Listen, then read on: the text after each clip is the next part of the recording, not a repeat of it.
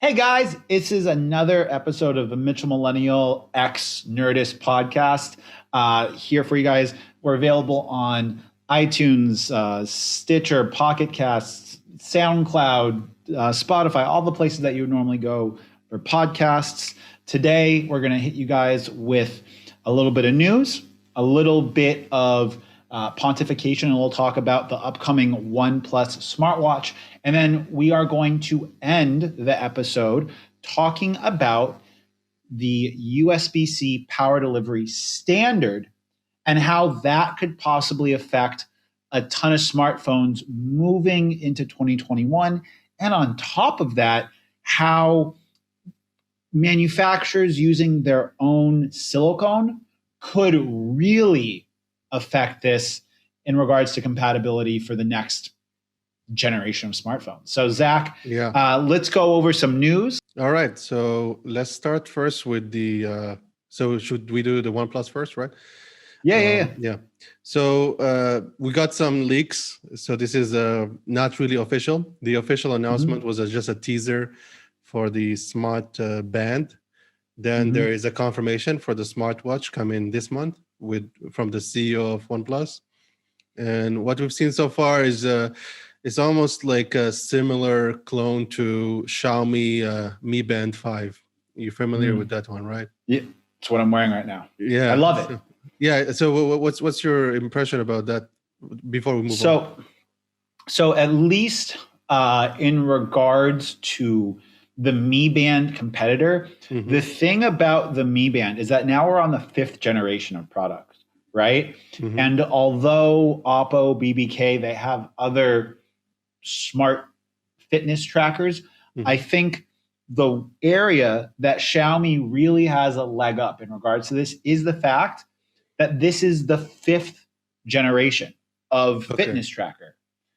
In regards to smart watches, I am not a big smartwatch fan. I was an early adopter of the Moto 360. But how do you feel about smartwatches and like kind of wearable tech in general? Yeah, so I've been doing a lot of research like at the end of 2020, like November, December, to get a smartwatch for my OnePlus 8 Pro. And I was really confused between Wear OS and the Samsung OS, what they call it. Harman? No. I think it's... The Harmony is Huawei. Tizen. Yeah, so there are a lot of, OSs when it comes to Android smartwatches. And I was looking forward to getting something with Wear OS. But then I did a bit of research and I found out that most of the things that I really care about, like Spotify, offline playing and all this kind of stuff, is not actually that well, developed on Wear OS. Like the problem with Wear OS is like it's almost like it seems that Google is like 2 years behind the competition when it comes to software implementation and what kind of things you can do on your smartwatch. So I want to Wear OS, but it's not there yet, if that makes sense. Well, so I had the Moto 360 back like 4 years ago, and that was like one of the first smart wearable devices. And like the issue that I had with it was not the hardware, because the hardware was good hardware, and Android OEMs are totally capable of making good hardware. The problem is that when we have a platform where developers are not actively optimizing and actively trying to get more functionality out of the hardware, unfortunately, what we're left with is really, really good hardware that doesn't have a ton of functionality, or if it does have that functionality, it's very clunky in the user experience. Yeah, one of the biggest thing that kind of turned me off from buying a Wear OS device was the lag. I mean, there was the Snapdragon 4000 series that came last year, which was an upgrade over the 3000 and the 2001, because Qualcomm just kept recycling the same process, the same system on a chip for many years. And Apple, of course, was way ahead in terms of the performance on their smartwatch, the Apple Watch. And I was like, maybe I should wait a bit before buying older generation kind of. I mean, that's a problem. Like the smartwatches that came this year were, newer hardware, but the processor, the system on a chip was like 2-3 years, behind. So I was like, should I wait? That's the confusion, right? Should I wait for the 4000 series? The TicWatch Pro 3, that's the one that got the first Snapdragon 4000. And I was like, yeah, maybe I will get that for sure. But then I got the the teasers or the announcement that OnePlus is going to release a smartwatch. So I said, maybe I should wait 2 months. I'm not that rushing for getting a smartwatch now. I can wait for 2 months. Like not a right. big But deal. There's kind of a reason now, as I take off my Mi Band 5 to give you an example. I actually have kind of a specific reason why I'm like not anti-smartwatch, but I guess you could say for lack of a better term, anti-smartwatch, right? And that is that with the Mi Band, right? It's small enough that I don't really care if I wear it to bed, right? Okay. It's really not that big of a deal to me. I'm totally fine to like wear this at all times. Because of that, I get more data in regards to sleep, right? And like what my habit has been lately is when I go and I hop in the shower, I take my Mi Band off and I put it on the charger and then it tops up maybe 5 or 10%, right? Because I'm in the shower for 10, 15 minutes while I get ready to go for the day. And then the Mi Band stays on for the rest of the time. I wear a mechanical watch. This is one of my mechanical watches. It's a Seiko 5 with a little expose back because I like to have a mechanical item on my person, right? Like you can see the right? I like that. That's my nerdy. That's the thing I like. When I had a smartwatch before, either I would have to charge it at night, right, to have it in the day, or I would have to plan my charging schedule around times that I wasn't active, right? And so it added an extra layer in between the usage of it and the it was just like one more barrier for me to not want to use it. And so combining that kind of barrier to entry with the fact that it's bigger and I didn't want to sleep in it ultimately meant for me that I wasn't getting sleep data. And for like the last 3 or 4 days at the gym, I have had like not that good of gym workouts. And then I checked my sleep on my app and I saw that I try to get 7.5, 8 hours of sleep. The last couple of nights I was getting 6.5 to 7 hours of sleep. Last night I got over 7.5 hours of sleep, woke up this morning, felt great.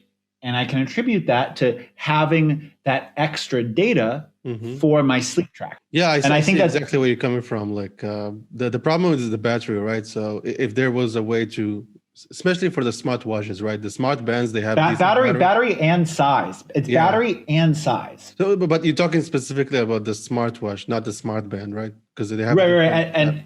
And the size of the smartwatch. I don't necessarily want to sleep in my smartwatch. I don't want to get them like. Yeah, me too. Like sometimes you kind of like, move around in your bed while you're sleeping and maybe you're going to, pull something off or, it's not a comfortable experience, right? Yeah. Yeah. So, like the reason I was looking into like Wear OS is because the integration I was expecting between my Android device, the OnePlus 8 Pro and maybe Wear OS. Well, especially Google Assistant, because I use it actually daily. It's my real assistant in a way.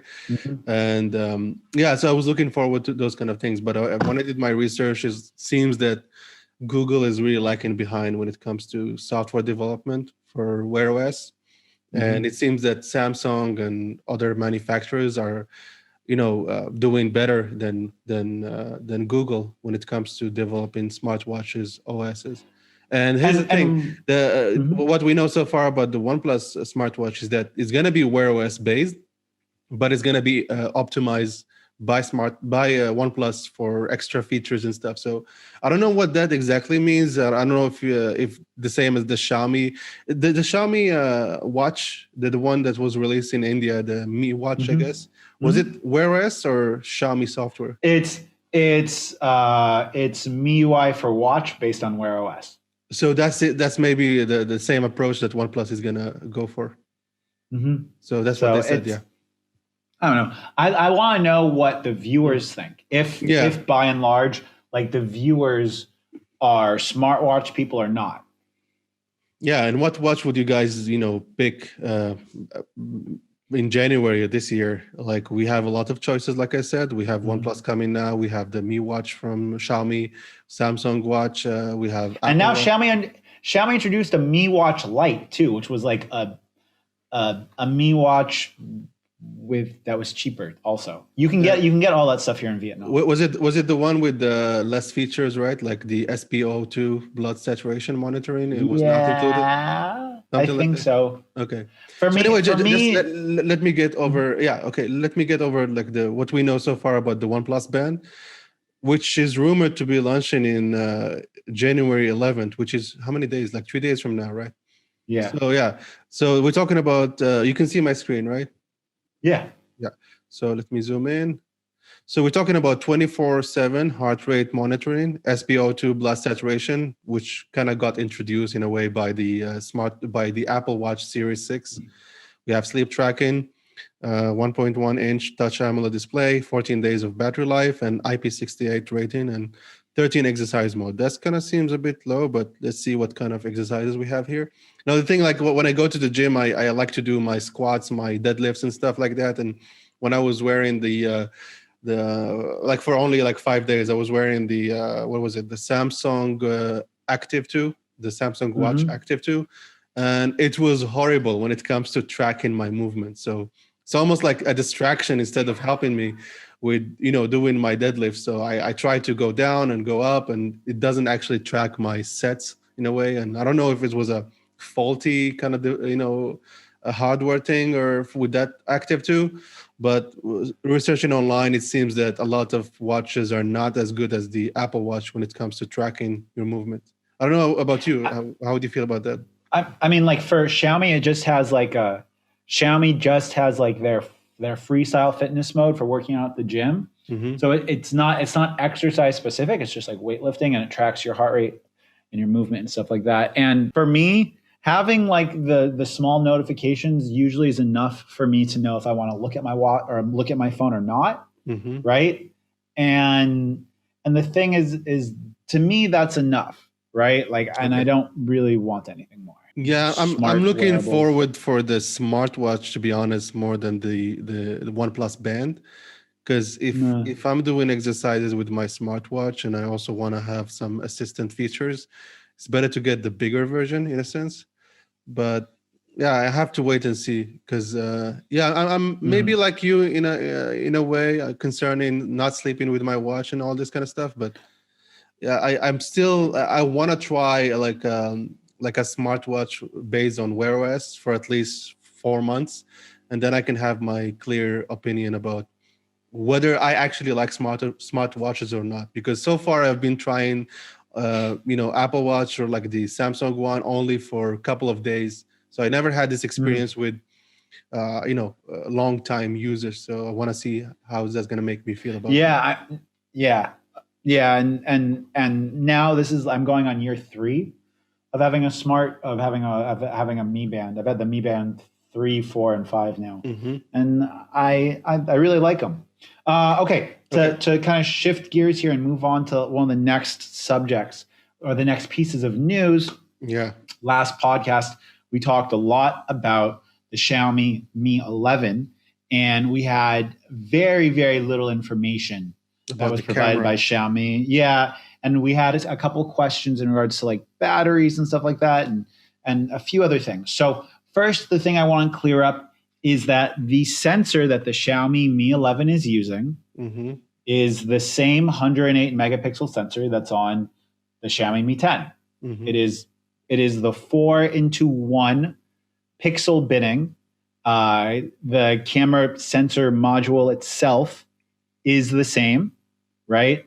There's no difference in that. The exact same sensor, right? Okay. And that sensor is from the Xiaomi Mi Note 10 Pro, which is over a year and a half old now. Wow. I reviewed it on my channel. Great camera, but it's old. And one of the kind of more disappointing things about that is that on the Xiaomi Mi 10i, which just launched in India, that has the newer generation of the Samsung 108 megapixel sensor that was on the S20 Ultra. So in regards to just pure sensor stuff, the Mi 10i, Redmi Note 9 Pro 5G, has a newer, better camera than Xiaomi's newest flagship device, which I don't want to harp on this for a while. We already did that, right, in the first episode. We did that a lot. But the thing that makes Apple and the iPhone stuff like great is that like the iPhone 12, right, has the same cameras as the iPhone 12 Pro, not the 12 Pro Max. Like those are the same cameras, same hardware and stuff like that, right? And they're giving it to you at the lower price. And with Xiaomi, same with the 12 mini as well. Right, exactly. All of them, yeah. And with Xiaomi, it's not like that because obviously the Mi 11 Pro and the Mi 11 Ultra or the Mi 11 Pro Plus, right, are going to have different main sensors. Or I'm going to assume that they're going to have different main sensors because they wouldn't do that. So it's one of these things where it might be that they're going to give you the 108 megapixel newer generation, the one that's in the Xiaomi Mi 10i, because they can save money on bulk ordering from Samsung on those sensors, right, at optical image stabilization, and then they can say that the Mi 10 or the Mi 11 and the Mi 11 Pro both have 108 megapixel cameras, but really it's just more deceptive marketing. Yeah. What do you think about the rumors of the Mi 11 Pro will have better cameras now? Is that something that intrigues your interest in a way? I mean now this is made it really clear to me that the Mi 11 is it's not an upgrade in 90% of the things I care about to the Mi 10. So it seems that the Mi 11 Pro, if it's gonna come, will be what the Mi 11 should have been, right? Yeah. Or at least in regards to like just baseline camera hardware, like, yeah. And I'm fine. Like I would have been fine if they had not included the super telephoto camera. It's just I have an idea of how Xiaomi's going to market it, and it's going to be a kind of deceptive. Okay. With how I feel. The next thing that we didn't know about was the Mi 11 battery. If it had the split batteries, it does have the split batteries, and so it will be USB-C power delivery compatible. And this is going to kind of talk. This is going to change the subject for us to USB-C power delivery. Yeah, the Quickcharge 5, right? So Qualcomm Quickcharge 5. It is, well, first of all, how does the quick charging of your OnePlus 8 Pro, how does that change the way you use it? It changed a lot because just now before I start this podcast, I was with my girlfriend in the rooftop. We were doing some TikTok, videos for her, account. And my phone before going up was about like 20%. I put it on the wireless charger. After like 10 minutes, it was already at like 56%. So it just you're no longer thinking about having to put time. Exactly, it's a big deal because like I still have the the iPhone 6s Plus, and sometimes if I want to take it out, I have to think about that. And if I didn't charge it like overnight, I just forget about it, just leave it at home. So I don't. Like in terms of charging, like with the OnePlus 8 Pro, I really appreciate the fast wireless charging, which is also interesting because I don't use I never put the wire to my OnePlus 8 Pro. Still, I still have it in the box. I didn't. Really? Yeah. I never got to use it. Like, why would I use it? Like, it's just How does your device get warm when you are a little bit, but they actually have a fan inside of the wireless like charger. Xiaomi? Yeah, So that's and what the Xiaomi fan, does. okay, and it gets a little bit warm, but it's not that kind of crazy. Like, oh my god, this is gonna explode or something. It's just a bit warm. Well, we live in a hot country as well, so you have to count that. So you and I've never talked about this, but Hmm. I use these MagSafe cables Oh, cool. Those from are Baseus, okay. Basis. Okay. and you can actually get them you can actually get the proprietary cables needed Hmm. for SuperVOOC if you wanted to use them on your OnePlus. Oh, really? Yeah, Okay. I've had these things for a while and I love them. But I But think the OnePlus actually comes with that's the intriguing thing. It comes with the same speed of wireless charging as the wired charging. So why would you use a wired charger? You know what I mean? It's both are uh, 30 watts no, the OnePlus 8 Pro is 50. for the wired one. Yeah, Are you sure? One sec. I'm almost positive it's 50 watts. Okay, because I never use it. So I wired. know for a fact it's faster. Okay. And it's No, SuperVOOC 2. it's 30 watt for both. Really? Yeah, yeah. Yeah, because I remember while doing the review. Yeah, so it's the same Oh. for both things, like wireless or wired. So why would you use wired anyway if you don't need there's no incentive to Uh, it's not to have faster speed or something. So as well, especially right now in the wintertime, at least for and by the me. way, like the last time I plugged my phone to a computer was when I tried to upload some pictures from my phone to my computer stuff. But Mhm. now with the Windows 10, you can actually have The nearby share, right? nearby share, and also there's Bluetooth stuff, so you can see what's happening on your phone without using any wires, and Mhm. it's very convenient for me so far. That's why I Yeah, love Xiaomi. it. Xiaomi now has their MIUI Plus for desktop. I have it installed. I haven't opened it yet because it's all in Mhm. Chinese. But that's part of the MIUI 12.5, which I've been beta testing, and Okay, but it's just fast. you guys keep this in mind. The Windows 10 features called Phone app, and Mhm. it only works with photos and messages and Mhm. calling. Like sometimes I have a call with a Grab delivery, and I answer the call on my desktop, which is kind of Mhm. convenient, and my phone is charging over there. And this is only for Android devices that are not Samsung. If you have a Samsung device, you can actually get more, which is you can run Android apps on Windows 10. Mhm. But it's a partnership between Microsoft and Samsung. So just And to Samsung, right? clarify that, yeah. We had talked about Quickcharge before, but in essence, Quickcharge 5.0 is essentially a transistor, or it's a way for the phone to split power. It's Mm-hmm. got two cell support. And so on your one USB cable, you get your one think of it as like a one lane street of power. And Mm-hmm. then on the chip, it splits that power into two separate streams for each battery cell. Mm-hmm.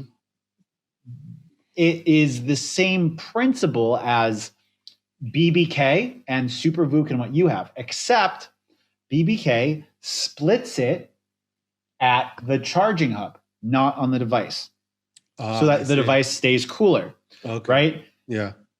The problem is that you need proprietary cables for SuperVOOC.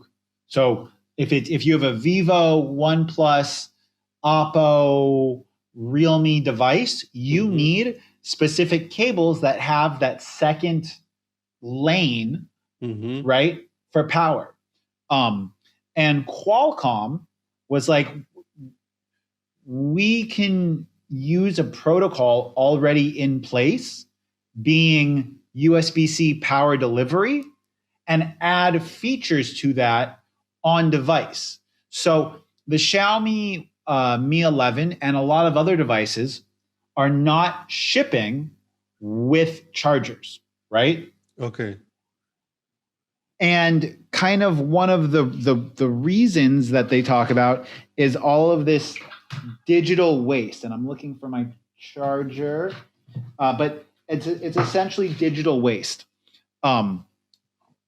The reality of it with this digital waste thing is that we're only going to have Quickcharge 5 compatibility with these devices that use Qualcomm chips. And that kind of brings us into the next piece of news that we have. Well, before we touch on that, a lot of companies use USB-C power delivery, right? A lot of laptops use it. Laptops with Intel use it. And now USB-C or USB Gen 3.2, which is the same connector, not Thunderbolt, will also support power delivery. And USB-C in general does. Apple was the first company to make this a standard across their laptops. With the MacBooks, right? Right. The new iPhone, to utilize the magnetic charger and to charge your iPhone at 15 watts, you have to buy Apple's proprietary USB-C charger. Even though... C to Lightning, right? No, just their wall plug. To utilize their fast, you have to buy their freaking brick. That's $40. Wow. Even though it's just a USB-C power delivery brick. Why make it proprietary? Like I thought for the Lightning, maybe it makes sense, but it's weird. It's Apple. Yeah, that's the answer. I could be wrong, but from I've done a bit of research, and the people that are trying to use their MagSafe chargers with USB-C power delivery, they're only getting 7.5 watts of Qi charging. Okay. Not the full 15. Yeah, like by the way, like when I tried the iPhone 12 Pro Max on the OnePlus wireless charger, and it was going so slow. So basically maybe 5 watts or less. For that, it's going to be a maximum of 7.5 watts. Yeah, maybe 7.5 because it's so slow. It's so slow. Yeah. And that's kind of a bummer, right? Because like Apple pioneered this. And on top of that, with like the MacBook Pro 16 utilizes a 96 watt charger, right? But the next generation with the M1X chip, that might only need like 30 watts, which would be 1/3 of what the current generation MacBook Pro needs. Yeah, which is why they have the ability now to increase the battery size. No, it's the same battery size, but the power draw because of the efficiency of the M1. Yeah. The physical battery is the same size. Yeah, the same size. But the battery life has like doubled because it's drawing. Sorry, maybe I said battery. I meant the battery life. Yeah. I understood what you said, but it wasn't. Yeah, my mistake. Okay. Anyways, I have a question about this. So I'm looking now at this, Quickcharge 5 from Qualcomm website, and they're talking about like 100 watts plus charging power with dual charge technology. So is this going to be basically only for wired charging, or can also be applied to wireless charging? So, because it's based on USB-C, right? Right. Well, it's based on the USB-C power delivery protocol. Like you have to be very specific on, because USB-C is the connector type. The power delivery protocol is the way the devices communicate. PD. Right. Exactly. Yeah. So right now, the universal standard for wireless charging is the Qi wireless charging standard, right? Which Apple uses, by the way. Well, all devices with wireless charging are Qi wireless charging. Based, yes. Right. Or they're compatible with it. But it doesn't mean that there are different standards, proprietary standards within that, right? You have a 30 watt charger. Xiaomi has a 55 watt wireless charger for their device. and the Xiaomi 55 watt wireless charger for the Mi 10 Ultra does the same thing of I don't know if it would have to split the it would work because the power is being split on the CPU. It's the Mi 10 Ultra. So the Mi 10 Ultra supports 55 watt fast wireless charging. It's not Qi wireless charging, but it is transmitting just like a normal 50 watts over the wireless over the wireless signal, I guess. And then on the device, it's splitting that into the two separate lanes for the two battery cells. So okay. But the Mi 10 Ultra also supports 120 watt wired charging. So that's interesting. So sort of.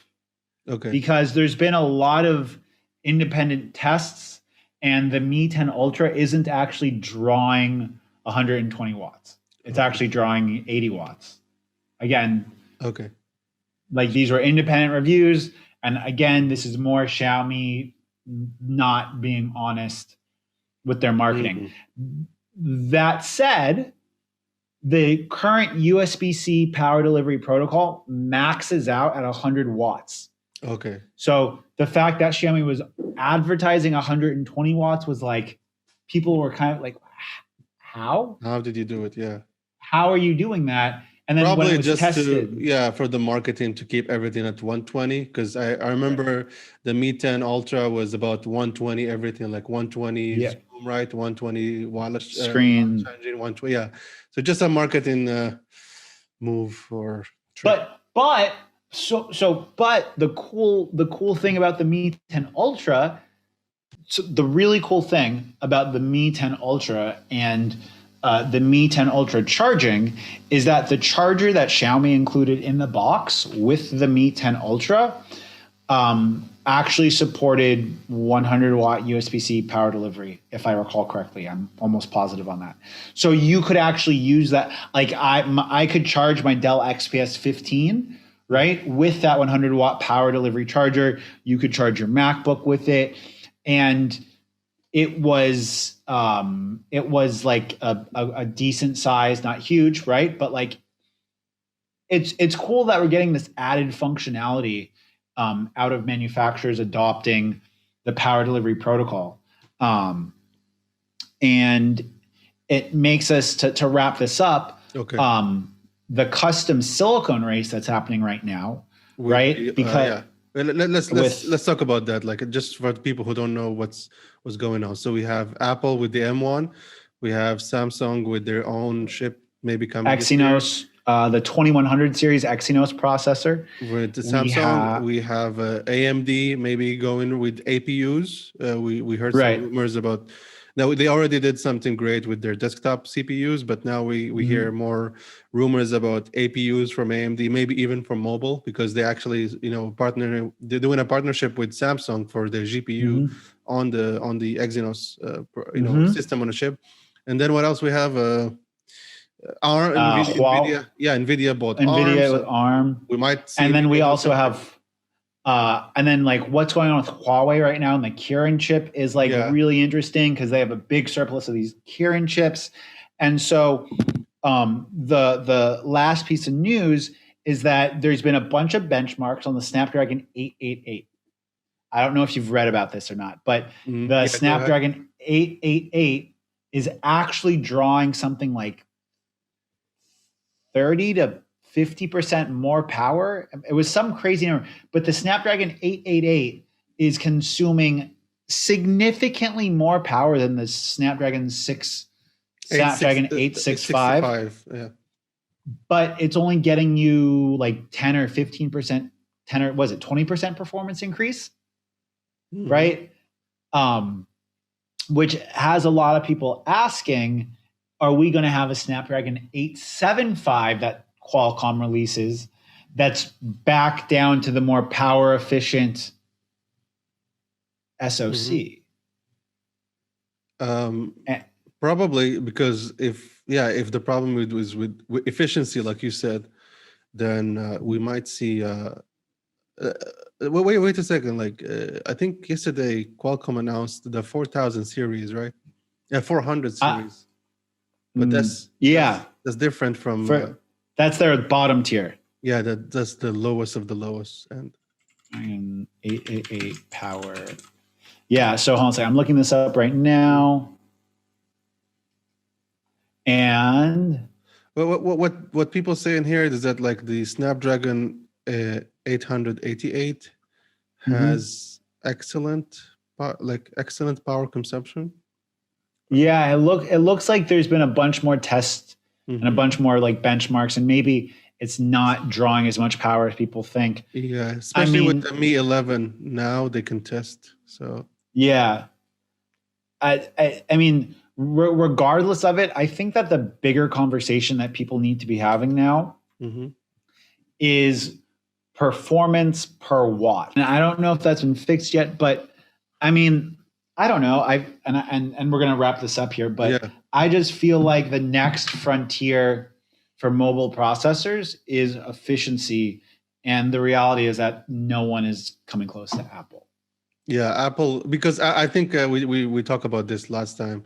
Apple came from efficiency, and they scaled up, and I think maybe other companies maybe came with a different approach. And I just heard some other details about the M1 chip, that it took Apple 10 years to develop with ARM a specific caching technique or caching method inside the SoC, which made the M1 now so efficient. 10 years, starting with the iPhone. They had a deal with ARM to develop a specific technology only for Apple. It's kind of like a proprietary partnership in a way. I mean, dude, like every time I hear this stuff, it just makes me want to be like, iPhone, peace. Like, every time I hear this stuff, it just makes me want to leave Android, because the future is efficiency. The future is lower power consumption, higher performance, and nothing is touching Apple. Which we can wrap this up. But the thing I'm really excited about for 2021 is the M1X. We're gonna see with the MacBook Pro 16-inch, and what they can do with the iMac Pro, and especially the Mac Pro. You know, what I learned recently after our last discussion was that with the architecture that the M1 has, it can scale up to like crazy number of cores, like more than 128. It's crazy. I know. We literally should just do a whole episode about the M1. And what we expect in 2021. Actually, you know what? Next episode, we're gonna go with expectations versus what we want. So what we're expecting versus what we think will end up actually getting. Yeah. So we're gonna wrap this up. Twitter, podcasts, channels, all that stuff in the description. And let us guys know in the comments below what's your impression about the Mi 11 and also the Snapdragon 888. And are you excited about the Quickcharge 5? Oh, yeah. No. Okay. All right, guys. Okay. Peace. Yeah. Peace.